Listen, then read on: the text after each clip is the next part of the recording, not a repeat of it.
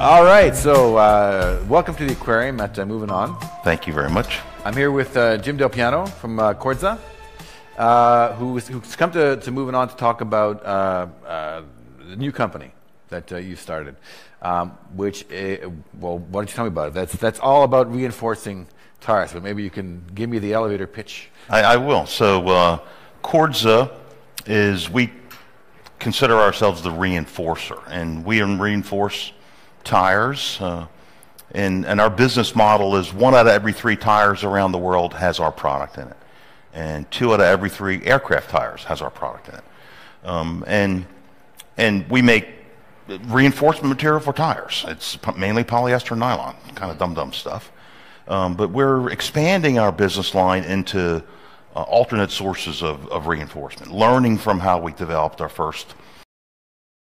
So now carbon fiber reinforcement for lightweighting automobiles and for aircraft and aerospace, and also for concrete reinforcement on how we believe it'll weigh to lower the cost of manufacturing, make smoother highways, again, help our technology. Assuming as well? Lighter materials. Lightweighting is really one of the key things. Have the same strength, much lighter. And that's how we're going to continue to lower costs. So where do you intervene in the manufacturing process? If you're working with 3 different tire manufacturers or cement manufacturers? So we come in as one of the raw material suppliers, and most of our customers call it reinforcement. And we make fabric that sticks well to rubber, and it's how they structure the tire. So when you look at a tire, if you ever cut it, it's got all kinds of fibers in it. So we make, and our tire customers use that. They build upon that, add layers of rubber. It's a very complicated process. Right. Okay, right. But it's the body. It's the bones of a tire today. Will that be the tire of the future? Probably not. Will you participate in the design process for the tire too, or do you come in when the tire is designed? Like how I'm talking about, how do you integrate your product into theirs? So it varies with a number of our customers. So some of our customers come to us with ideas. Say we need a product and it gets down to the physical characteristics. How much does it stretch? How much does it shrink? But sometimes they'll tell us is that we have an idea and we need you guys' ideas. And it works both ways. We like the ones when customers come to us and say, we have a problem, can we jointly work on a solution? We think those are the best solutions because it takes the best that we have and it builds on the best that the customer has, and we end up with a solution that's greater than anybody could have thought of. We think that's one of the strengths that we bring, and we do that a lot. Now, company? No, it's not, actually. No. Our company started back in the early 70s. I see. Turkish company, our headquarters in Istanbul. And we started there, and we've grown to companies around the world. So we have plants in North America, Brazil, Thailand, and Indonesia. So we use that footprint to serve our customers around the world. What makes your company different from the competitors?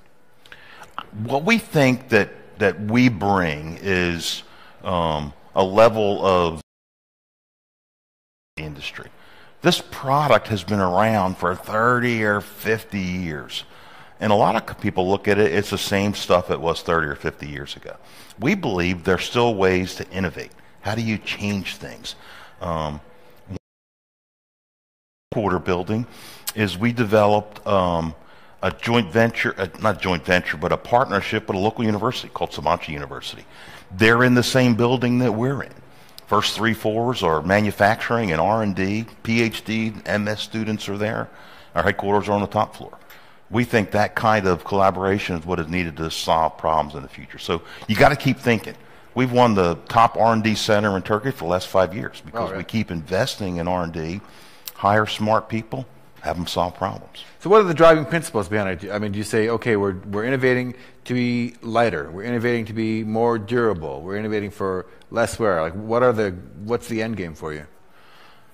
It's kind of a hard question. I mean, in reality, we want our business to be successful, right? So the reason we've made these investments in technology and in R&D is because we want to be the leader in our industry, have our customers recognize that. At the end of the day, they buy from us. We also want to make sure that we're not sitting on our hands, that you can't rely on the for what you've done in the past. You have to change. You have to reinvent yourself. We take that very seriously. We constantly have to reinvent. If that means that we're going to sell less of a product in the future, that's the answer of the industry. You can't hide from it. Change comes. So. Well, that was a good question. So, disruption is the big issue of the day, right? Yeah. One might have thought, oh, yeah, we're a disruption-proof business because everybody needs tires. However, at a conference like this, you start to wonder, will there be less rolling stock in the world? Or there's just going to be less cars, less vehicles? What do you have a predictive, position on this? If it is, it's bad because we can't predict the future. But we try to observe trends and what could be driving things. How could trends be different? Michelin today introduced a tire that has no air. It's airless. It has none of the product in it. Right. Very innovative technology.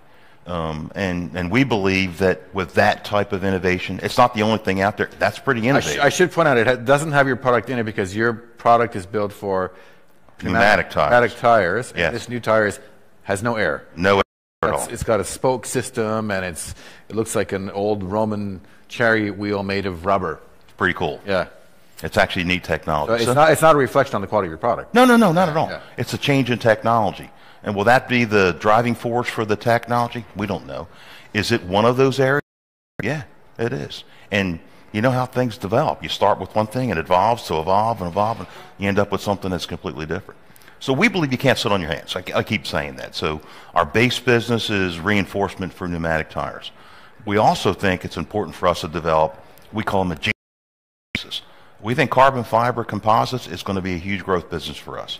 Lightweighting, continue to take more metal out of cars and make the cars lighter. Because with the new CAFE standards for fuel economy requirements, you got to get lighter. Tires, you get better rolling, so it goes further. But you got to take weight out. So we think that you have to continue to develop other areas. Where we were 5 years ago, we were just a supplier to the tire industry for pneumatic tires. Now we're changing that. We're going to continue to grow. And we want to with our customers. They have a lot of demands. Sometimes they ask some things that are just, we've never thought about that. God, that's a crazy idea. Right. And we got to grow with them. So the theme of this conference is collaboration. Yes. People are talking about it a lot. How manufacturers have to collaborate with IT people, with insurers, so how much is collaboration part of your business? You've indicated that it's an important part. Very important. But who do you bring together around the table when you're working? So sometimes it depends on the product. Most of the time we'll bring in suppliers and our customers. Recently I talked about university. So we have an open collaboration with Svancha University for development, because it's funny when you get kids in a room thinking that there's no doors. It's amazing you develop out of that. But working with customers and working with suppliers, you get great solutions, and that's how you have to have that. We have good ideas. Sometimes I think we have great ideas, but sometimes not so much. That you got to find the right answer, and the right answer is by. That's how you develop the best solution. Do you? It's plastics. Your product. It's an oil-based product. What is the future for that? I mean, are we going to move? Are we going to stay with plastics? With, I don't know, organic compounds or other stuff. I mean, there's been a lot of development for bio-based materials for both polyester and nylon. Today, the technology doesn't develop far enough. It just doesn't have good economics. It just is not where it needs to be yet, at least not without government subsidies. It'll be there. So we think in the immediate term, I don't know if that's 15 or 25 years, we think plastic-based technology is still going to be a dominant source in the industry. That being said, that's why we think now's the time for us to change our business to expand into these, we call them adjacent industries for us, that it builds on our technology strength but grows into new business lines. Sounds exciting. It is exciting. Sounds like a cool feature. I just was given the warning that we need to shut it down. So thank you. Talk to you. And is there anything else? Any last words before we? The only last word I would say is this conference is just amazing. And the thing to think about is they brought all these people together essentially to talk about ideas. Yeah.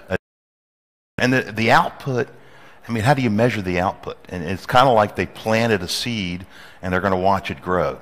Something I've never been a part of. Pretty exciting to be here. Hope you come back next year. I hope so too. Thanks. Thank you very much. Okay. Take care. Bye.